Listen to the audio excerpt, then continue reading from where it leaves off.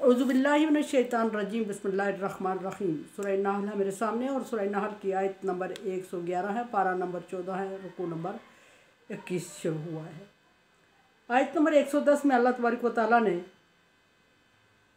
हिजरत और जहाद का अजर ज़िक्र फरमाया और फरमाया कि वो लोग जो कुफ़ार के शिकंजे में आके दीन के ख़िलाफ़ बोल जाते हैं या दीन के ख़िलाफ़ बात करते हैं, नबी के ख़िलाफ़ बात कर जाते हैं और ज़ाहिरी तौर पे उनके डरावे में आके जान बचाने के लिए कुफ़र कर जाते हैं और हकीकत में वो कुफ़र नहीं करते और दिल उनके ईमान से मुनव्वर होते हैं और जो ही उन्हें मौका मिलता है वो अल्लाह के दीन की खातिर हिजरत करते हैं और फिर जहाद भी करते हैं।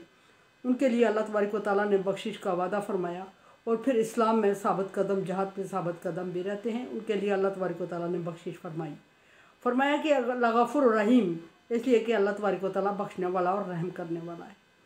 यहाँ आयत नंबर 111 में फरमाया कि यौम ताती कुल्लु नफ्सिन तुजादिलु अन नफ्सिहा।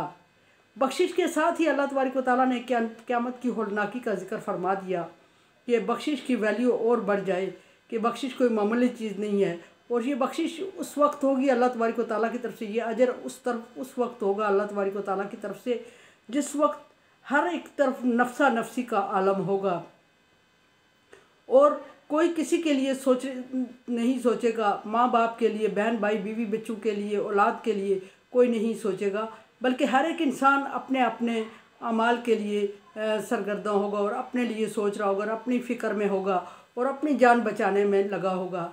एक हदीस में है कि दूध पिलाने वाली माँ दूध पीते हुए बच्चे को अल्लाह तबारक व तआला के हवाले करेगी, या अल्लाह इसको जहन्नम में डाल दे मेरी जगह और मुझे माफ़ कर दे। इतना नफ्सा नफ्सी का आलम होगा और बहुत कम नेकियां हर एक की कम होंगी। ज़्यादा लोग ऐसे होंगे जिनके एक एक दो दो चार चार नेकियां कम होंगी और वो एक एक दो दो चार चार के लिए फिर रहे होंगे, लेकिन हर एक की चूँकि ऐसी इतनी ही कम होंगी और देगा कौन, देने वाला कोई भी नहीं होगा। तो अल्लाह तबारक व तआला ने फरमाया कि हर एक नफ्स, हर एक जान, हर एक इंसान अपने बारे में झगड़ा करता हुआ हाज़िर होगा। अपने बारे में झगड़ा करने का मतलब यह है कि दरख्वास्त करता हुआ, फरियाद करता हुआ, वावेला करता हुआ, मांगता, दौड़ता धूपता सरगर्दा होगा कि किसी तरह उसको थोड़ा बहुत कुछ सपोर्ट मिले और वो जहन्नम के अजाब से उसको छुटकारा हो। उस दिन अल्लाह तबारक व तआला जब उनके हिजरत और जहाद करने वालों को उनका अजर दे के उनको बख्श देगा तो उस दिन की बख्शिश बहुत बड़ी मानी रखेगी। फरमाया कि उस दिन तवफ़्फ़ा कुल्लु नफ्सिन मा अमिलत, और हर एक इंसान के जो उसने अमाल किए होंगे वो उनके हवाले किए जाएंगे। और अमाल से मुराद ये नहीं कि बहुत बड़े बड़े अमाल जिसने किए होंगे उसका हिसाब दिया जाएगा, बल्कि कभी किसी ने आतन अस्तग़फिरुल्लाह कह दिया होगा तो अल्लाह तबारक व तआला ने उसका अजर भी उसके लिए महफूज किया होगा। और किसी इंसान ने आतन किसी को सलाम दुआ कह दिया होगा, उसका अजर भी। किसी इंसान को ठोकर लगी और उसने पत्थर को अपनी ठोकर की वजह से हटा दिया कि मुझे फिर लगेगी, रास्ते से पत्थर हटा दिया, उसका भी अल्लाह तबारक व तआला उसका अजर महफूज कर देगा और उसको देगा। किसी ने तस्बीह कर ली, कभी किसी ने सुबहान अल्लाह अनजाने में उसकी ज़ुबान से निकला, उसका अजर अल्लाह तबारक व तआला उसके लिए महफूज कर देंगे। और हर एक इंसान के लिए अजर और ज़जर महफूज मिलेगा उसको, और तमाम रिकॉर्ड उसका लिखा हुआ उसके सामने आएगा। सूरह यासीन के मुताबिक इंसान की ज़ुबान बंद हो जाएगी और उसके अज़ाए जिस्म उसके ख़िलाफ़, उसके हक़ में गवाही देना शुरू कर देंगे और अल्लाह तबारक व तआला हर एक इंसान को उसके अमल के मुताबिक हिसाब देंगे। और कोई लोग बहुत खुश होंगे अमल के मुताबिक हिसाब पाके कि उनको अंदाज़ा ही नहीं होगा कि ये उनका अमल किया हुआ था और महफूज था, उनको वो अमल याद ही नहीं होगा। जब अल्लाह तबारक व तआला उसका अजर देंगे तो वो हैरत से पूछेंगे कि ये किस चीज़ का अजर हमारे अमाल नामे में शामिल हो गया। अल्लाह तबारक व तआला उन्हें याद दिलाएंगे कि फ़लाँ वक्त में तुमने ये अमल किया था, फिर उसको याद आएगी या नहीं आएगी। बहरहाल वो खुश हो जाएगा कि अल्लाह तबारक व तआला ने उसकी बख्शिश का इंतज़ाम कर लिया। इसी तरह बुरे अमाल करने वालों के लिए भी उनको पता ही नहीं होगा, अनजाने में जाने में जो उन्होंने बुरे अमाल किए उनका रिकॉर्ड सामने लाया जाएगा और उनको पता ही नहीं होगा। जब उनके तराजू बुराई से बढ़ते जाएंगे तो वो समझेंगे कि हमने कब ये किया था, हमें तो याद नहीं है। लेकिन याद होगा फिर भी कहेंगे, इंसानी फितरत है कि वो कहेंगे हमें याद नहीं है। अल्लाह तबारक व तआला उनके सामने फ़रिश्तों को पेश करेगा और उनके रिकॉर्ड दिखाए जाएंगे और वो अपने रिकॉर्ड को देख के रिकॉर्ड बोलना शुरू हो जाएंगे। अज़ाए जिस्म उनके गवाही देना शुरू हो जाएंगे कि तुमने यहाँ ये काम किया था, और फिर उनको पूरा पूरा अमल का अजर अल्लाह तबारक व तआला अता फरमाएगा। किसी से किसी तरह की कोई ज़्यादती अल्लाह तबारक व तआला फरमा रहे लैसा बिज़्ज़ल्लाम लिल अबीद, मैं अपने बंदों के साथ जुल्म नहीं करता। दूसरी जगह अल्लाह तबारक व तआला ने फरमाया वमा ज़लमूना वला वमा ज़लम वलाकिन कानू अनफुसहुम यज़लिमून, हमने उन पर जुल्म नहीं किया, उन्होंने खुद अपने आप पर जुल्म किया है। यहाँ फरमाया कि आमिलत कुल्लु नफ्सिन मा आमिलत, और हर इंसान को उसके अमाल का पूरा रिकॉर्ड सामने रखा जाएगा और उसको दिया जाएगा। वहुम ला युज़लमून, और उन पर जुल्म नहीं किया जाएगा, ज़्यादती नहीं की जाएगी। यानी किसी एक के अमाल का बदला दूसरे को चुकाना नहीं पड़ेगा। ला ताज़िरु वाज़िरतु विज़रा उख़रा, कोई माँ किसी बेटे के अमल का, हाँ ये एक बात ज़रूर है कि बच्चे जब ना गलत राह रवी पर लग जाते हैं तो उनके बुराई का वालिदैन को किसी हद तक असर पड़ता है, लेकिन क़यामत के दिन अमाल पूरे पूरे दिए जाएंगे और उसमें इंसान का एक का बदला दूसरे को नहीं दिया जाएगा। जिसने जितना अमल किया होगा उसको पूरा मिलेगा और जिसने जो अमल किया होगा उसी का अजर मिलेगा, दूसरे के किए का उसको ज़जर या अजर नहीं मिलेगा। फिर आगे तो अल्लाह तबारक व तआला फरमाने के ज़रा बल्लाहु मसला करिया, यहाँ दूसरी बात शुरू कर दी। फरमाया कि अल्लाह तबारक व तआला ने एक बस्ती की मिसाल बयान की, कानत आमिना मुतमइन्ना, वो बस्ती जो अमन में थी और मुतमइन थी, मुतमइन और याती हा रिज़्क़ुहा रादा मिन कुल्ली मकानिन, और उसकी तरफ हर तरफ से रिज़्क़ वाफर मिकदार में आ रहा था और किसी किस्म की उसको फ़िक्र नहीं थी, तसल्ली और मुतमइन तरीके से ज़िंदगी गुजार रही थी और बस्ती वाले। फ़कफ़रत, लेकिन उन्होंने कुफ्र किया अनुमिल्लाही, अल्लाह तबारक व तआला की नेमतों का उन्होंने कुफ्र किया। कुफ्र का मतलब ये होता है कि नाकदरी की, कुफ्र का एक मतलब नाकदरी भी होता है, नाकदरी की उन्होंने। फ़ज़ा अज़ाक़हा अल्लाहु लिबासन जुई व खवल खौफी, और फिर अल्लाह तबारक व तआला ने उन पर मुसल्लत कर दिया खौफ, भूख का और आजमाइश और अजाब मुसल्लत कर दिया, भूख का और खौफ का, बिमा कानू यस्नाउन, क्योंकि उन्होंने अमाल ही ऐसे किए थे। अब ये कौन सी बस्ती है जिसका जिक्र हो रहा है? ये बस्ती मक्के वाले है, मक्का की बस्ती है, और मक्का की बस्ती में हर तरफ से वाफर मिकदार में अल्लाह तबारक व तआला, एक वक्त वो था मक्का में जबकि लोग दूर दूर तक तजारत के लिए दूर एरिया में जाया करते थे, उनको लुटने का डर होता था। वो साल में एक ही दफ़ा काफ़िलों की सूरत में तजारत के लिए जाते थे और वापसी पे माल जमा कर लेते थे और किसी तरह से उनको और ज़रिया माश उनका नहीं था।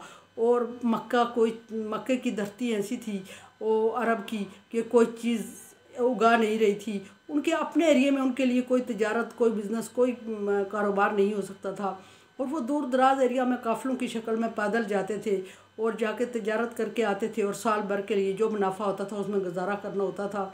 और जब गुजारा करना होता था तो फिर साल के अंदर अगर किसी एक का कम पड़ जाता था उसके लिए मसाइल बनती थी।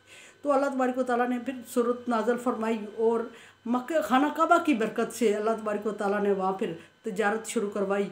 और खाना काबा की बरकत से जब लोग हज के लिए आते रहे तो फिर वहाँ बाहर की ऐशा आती रही, लोग लाते रहे और फ़रोख्त करते रहे।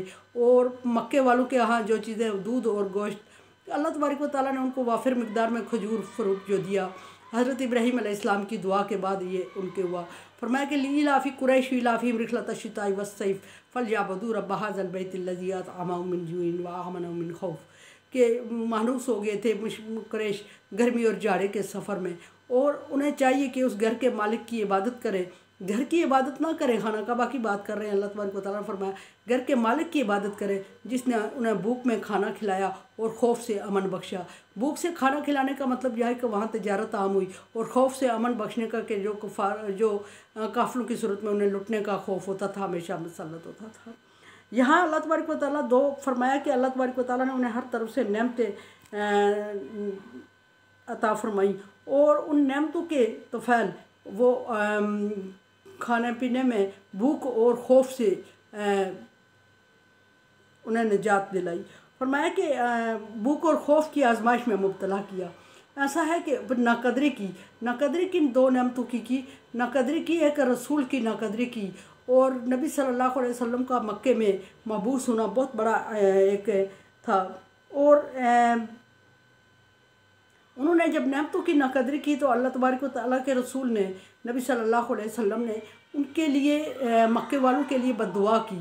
ये उस बद्दुआ का जिक्र है कि आप सल्लल्लाहु अलैहि वसल्लम की बद्दुआ से 7 साल तक मक्के में कैद हो गया, और जब कैद साली हो गई तो उन्हें भूख का खौफ मसल्लत हो गया उन पर, और वो परेशान होने लगे, और वो खौफ उन्होंने खुद उस खौफ को मदूक किया। इस तरह किया कि अल्लाह तबारक व तआला की नेमतों की नाकदरी की, और सारा कुछ अपने बलबूते पे हासिल करने का और अपने तरीके से, और अल्लाह का शुक्र अदा नहीं किया बल्कि ख़ुद मुख्तार कुल समझा। और अल्लाह तबारक व तआला ने नेमत से नबी सल्लल्लाहु अलैहि वसल्लम को तकलीफ़ दी, और नबी सल्लल्लाहु अलैहि वसल्लम को जब तकलीफ़ हद से ज़्यादा दे दी, और आप सल्लल्लाहु अलैहि वसल्लम ने उनके लिए बद्दुआ की, और 7 साल तक मक्के में कैद रहा। फिर वो नबी सल्लल्लाहु अलैहि वसल्लम के पास आए और नबी सल्लल्लाहु अलैहि वसल्लम से दरख्वास्त की कि आप अपने रब से दुआ करें कि हमारे ऊपर से ये कैद साली ख़त्म करे। आप सल्लल्लाहु अलैहि वसल्लम की दुआ से फिर उनकी कैद साली ख़त्म हुई। फिर दूसरा अल्लाह तबारक व तआला फरमाया कि उनको दो आज़माइश में डाला, एक भूख की आज़माइश में जो जिक्र हुआ कैद साली की सूरत में अल्लाह की नाफरमानी की वजह से, और दूसरा खौफ किस चीज़ का, ये भी नाफरमानी की वजह से हुआ। खौफ ये कि नबी सल्लल्लाहु अलैहि वसल्लम की साख को बढ़ता हुआ देख के वो खौफज़दा होते थे, और नबी सल्लल्लाहु अलैहि वसल्लम की नाकदरी की, और नबी सल्लल्लाहु अलैहि वसल्लम को मक्का छोड़ने पे मजबूर किया। और जब आप सल्लल्लाहु अलैहि वसल्लम मक्का छोड़ के मदीना आबाद हो गए तो आप सल्लल्लाहु अलैहि वसल्लम के साथ सारी बरकतें मदीना में मुंतकिल हो गई, और आप सल्लल्लाहु अलैहि वसल्लम ने दिन दुगनी रात चुगनी तरक्की करना शुरू कर दी। और जिस तरफ जो लोग कसम पुरसी की हालत में मदीने में आए थे, और मतलब एक टाइम का खाना नहीं था, उन्हें अल्लाह तबारक व तआला ने दीन की बरकत से और अब फर्माबरदारी की बरकत से उन्हें उस एरिया की रियासत का फर्मारवा बना लिया, वो रियासत का हुक्मरान बना लिया। लेकिन दूसरी तरफ जिन लोगों ने दीन की तकज़ीब की, दीन को जुटलाया और रसूल की नाकदरी की, रसूल की नाकदरी, दीन की नाकदरी, किताब की नाकदरी, शरीयत की नाकदरी और अल्लाह की नेमतों की नाकदरी की, तो उनको अल्लाह तबारक व तआला ने खौफ में मुब्तला कर दिया। और खौफ उसी दीन के बढ़ने का था जिस दीन को उन्होंने जुटलाया था। अब नबी सल्लल्लाहु अलैहि वसल्लम की बढ़ती हुई साख, और वो हमेशा खुसूसन मैदान बदर का मार्का और कुफार को बदतरीन शिकस्त, उसके बाद वो खौफज़दा होने लगे मुसलमानों से और दीन की बढ़ती हुई साख से। और बिला आखिर वही हुआ कि जो नबी सल्लल्लाहु अलैहि वसल्लम रात के अंधेरे में उन लोगों से निकले थे जान बचा के, वो मक्के में फ़ातह की हैसियत से दाखिल हुए और बुतों को तोड़ दिया। वही खौफ उनका जो था वो मुसलमानों से खौफज़दा हो गए, इस्लाम से खौफज़दा थे। आप सल्लल्लाहु अलैहि वसल्लम शाहाना तरीके से अल्लाह तबारक व तआला की मदद से और दीन की बरकत से मक्के में दाखिल हुए और खाना काबा में रखे हुए बुतों को पाश कर दिया। और वो जो मक्के के उस वक्त के हाकम बने बैठे थे और जिन्होंने नबी सल्लल्लाहु अलैहि वसल्लम को मक्का छोड़ने पर मजबूर किया, वो उस वक्त इंतहाई बेबसी और मजबूरी से आप सल्लल्लाहु अलैहि वसल्लम को बुतों को तोड़ते हुए देख रहे थे, लेकिन कुछ कर नहीं पा रहे थे। ये खौफ था और जो हकीकत बन के उनके सामने आ गया। मेरे चैनल को सब्सक्राइब करें और सदका जारिया में मेरा साथ दें। अल्लाह हाफिज़।